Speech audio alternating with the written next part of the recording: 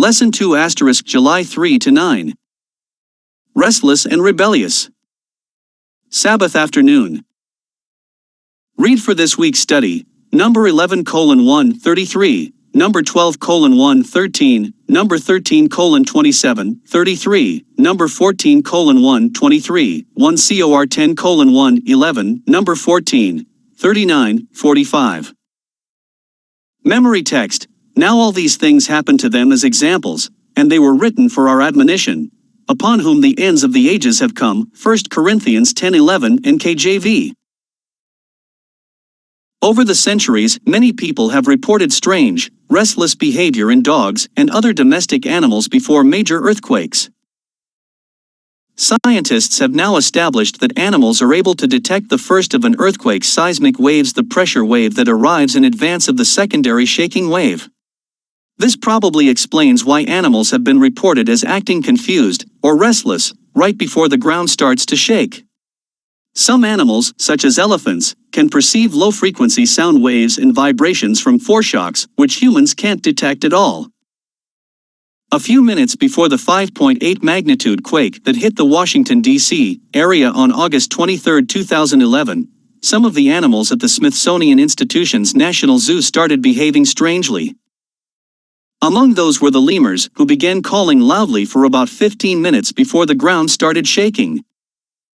In this week's study, we look at some examples of strange human restlessness that was brought about, not by impending natural disasters such as earthquakes, but rather by the basic sinfulness of fallen human beings who were not resting in what Christ offers all who come to Him in faith and obedience. Study this week's lesson to prepare for Sabbath, July 10th. Sunday, July 4th. Restless in a wilderness. Israel must have felt restless and unhappy when they departed Sinai on their way to Canaan. More than a year had passed since they had left Egypt, number 1:1. They were ready to enter the promised land. They had been counted and organized. They had witnessed incredible displays of divine favor and clear signs of God's presence. Yet, their first stop following their departure from Sinai finds them complaining. Read Numbers 11:1-15. What are the Israelites complaining about? The Israelites crave the meat, the cucumbers, the melons, the leeks, the onions, and the garlic of Egypt. Who will give us meat to eat? We remember the fish which we ate freely in Egypt, the cucumbers, the melons, the leeks, the onions, and the garlic, but now our whole being is dried up. There is nothing at all except this manna before our eyes. Number 11:4-6 NKJV. They also must have suffered from severe selective memory when they remembered the food and forgot the slavery and unbelievable hardship. Compare with Exodus 1. They had been fed by God's manna for more than a year, yet they felt restless and wanted something else. Even Moses was affected. Trying to lead a group of restless people is not easy. But Moses knew whom to turn to. Why have you afflicted your servant? And why have I not found favor in your sight, that you have laid the burden of all these people on me? Number 11:11 NKJV. How does God respond to the complaints? Read Numbers 11:16-33. God is not deaf to our needs when we feel restless. In Israel's case, He gave them quail to satisfy their hunger for meat. But it wasn't really the meat Israel wanted. When we are unhappy and restless and angry, what we are angry about is often just the detonator, not the cause of the conflict. We fight because there is something deeper amiss, affecting our underlying relationships. Israel rebelled against God's leading, something that we all have to be careful about, no matter our immediate situation and context, for it's easier to do than we think.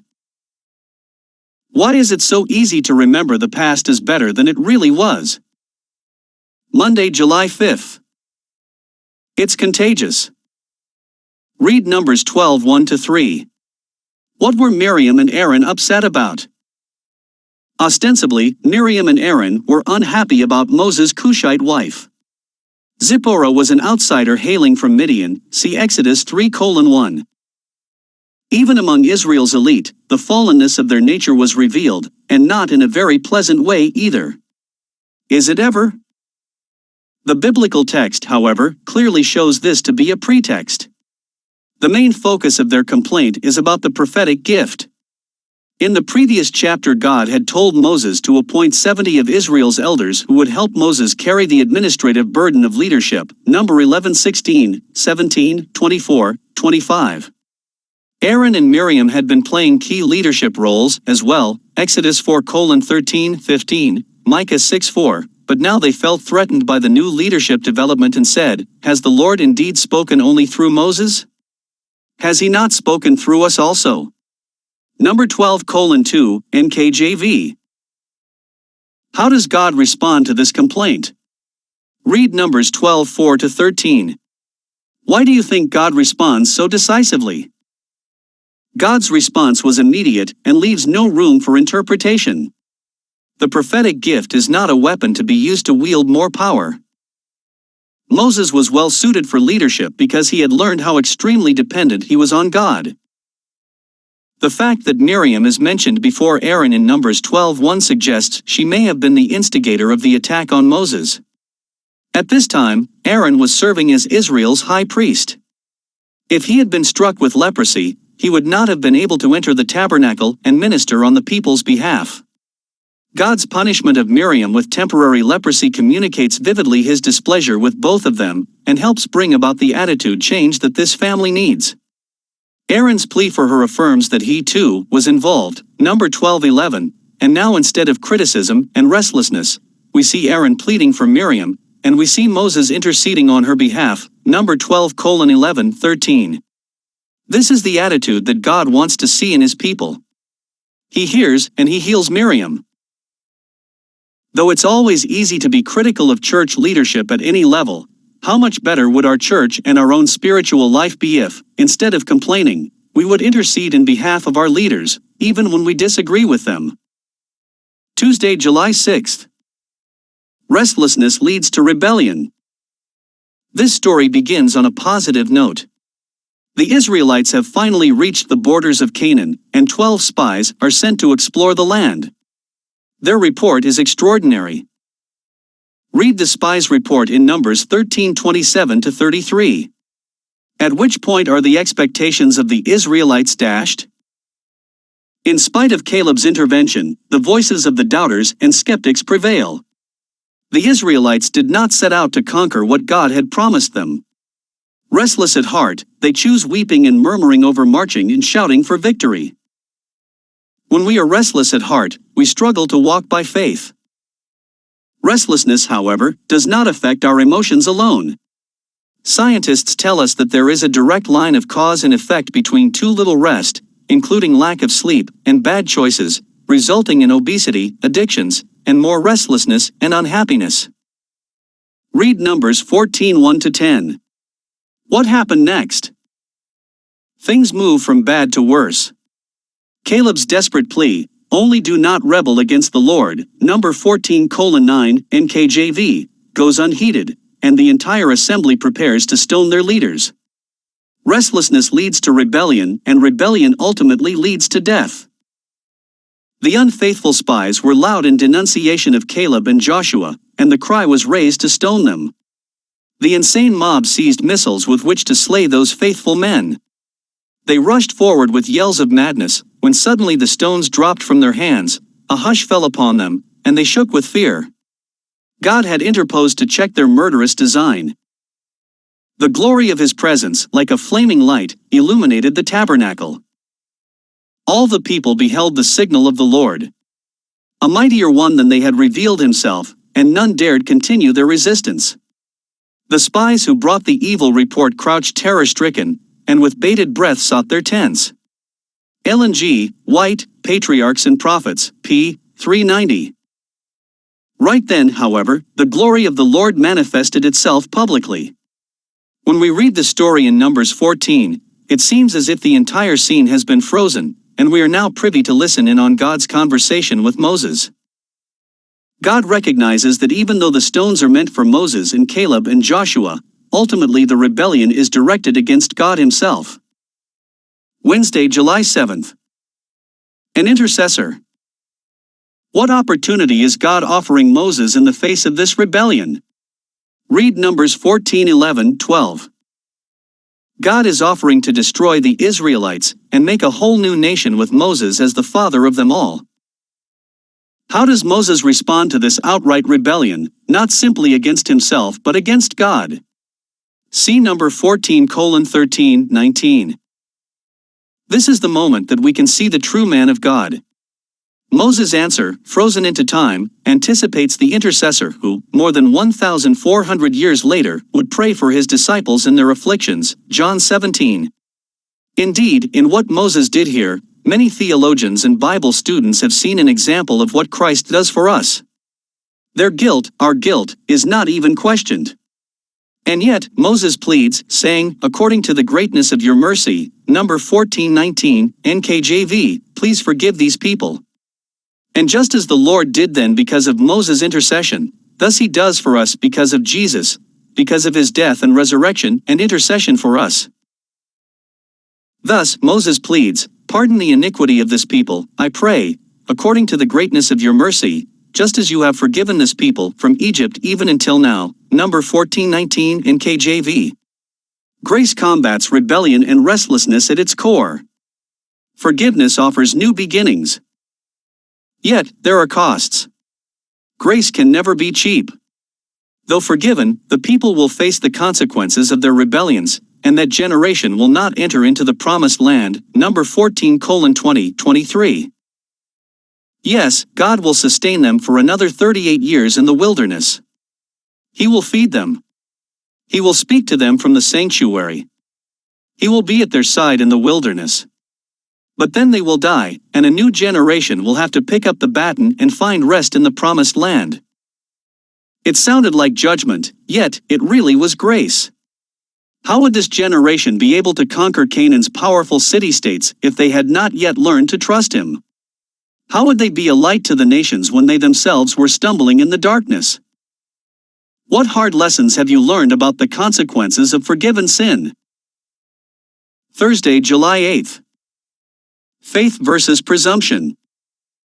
What similarities do you see in Israel's wanderings in the wilderness and God's people living just prior to the second coming of Jesus? See 1 Cor 10:1-11. Throughout history, God's people have been roaming in the wilderness as they seek the promised land. This wilderness has many faces. Right now, it looks like an endless media barrage, the constant beeps of incoming messages, and the deep roar of interminable entertainment. It tries to sell us pornography as love and materialism as the answer to our problems. If we just could be a bit fitter, a bit younger, a bit more affluent, a bit sexier, that would take care of all our problems. Like the Israelites, we are restless in our search for peace, and so often we look for it in the wrong places. How did the Israelites react to God's judgment in Numbers 14:39-45? Israel's reaction to the divine judgment is typical. We have sinned, they said. We will go up to the place which the Lord has promised, number 1440 NKJV. Half-hearted commitment is like a poorly administered vaccination, it doesn't work. Today, doctors recommend a hepatitis B vaccination right after birth within the first 24 hours of life. That's a good beginning. However, following that first shot, if there are not 2 or 3 booster vaccinations administered at the right times and in the right doses, then there is no protection against hepatitis B whatsoever. Israel's rebellious turnaround, reported in the last verses of Numbers 14, results in death and disappointment as the Israelites now refuse to accept God's new directions and stubbornly launch an attack without the Ark of the Covenant or Moses' leadership. Presumption is costly, presumption leads to death. Very often, presumption is powered by fear. Because we are afraid of something, we make decisions that we later regret. Think about a time you acted on faith and a time you acted on presumption. What was the crucial difference? Friday, July 9th. Further thought, now they seemed sincerely to repent of their sinful conduct, but they sorrowed because of the result of their evil course rather than from a sense of their ingratitude and disobedience. When they found that the Lord did not relent in his decree, their self-will again arose, and they declared that they would not return into the wilderness. In commanding them to retire from the land of their enemies, God tested their apparent submission and proved that it was not real. They knew that they had deeply sinned in allowing their rash feelings to control them, and in seeking to slay the spies who had urged them to obey God, but they were only terrified to find that they had made a fearful mistake, the consequences of which would prove disastrous to themselves. Their hearts were unchanged, and they only needed an excuse to occasion a similar outbreak. This presented itself when Moses, by the authority of God, commanded them to go back into the wilderness. Ellen White, Patriarchs and Prophets, p. 391. But faith is in no sense allied to presumption. Only he who has true faith is secure against presumption. For presumption is Satan's counterfeit of faith. Faith claims God's promises and brings forth fruit in obedience. Presumption also claims the promises, but uses them as Satan did, to excuse transgression. Faith would have led our first parents to trust the love of God and to obey His commands. Presumption led them to transgress His law, believing that His great love would save them from the consequence of their sin. It is not faith that claims the favor of heaven without complying with the conditions on which mercy is to be granted. Genuine faith has its foundation in the promises and provisions of the Scriptures. Ellen G. White, The Desire of Ages, p. 126. Discussion questions. Discuss the difference between faith and presumption. Why would conquering the land of Canaan first be seen as an act of faith, and then later, when the Israelites did attack, be seen as a presumptuous act? How do motive and circumstances play a big role in the difference between faith and presumption? Dwell more on the fact that though sin can be forgiven, we often have to live with the consequences of those sins. How can you help those who struggle with knowing that they are forgiven a sin that, nevertheless, still negatively impacts them and, perhaps, even their loved ones?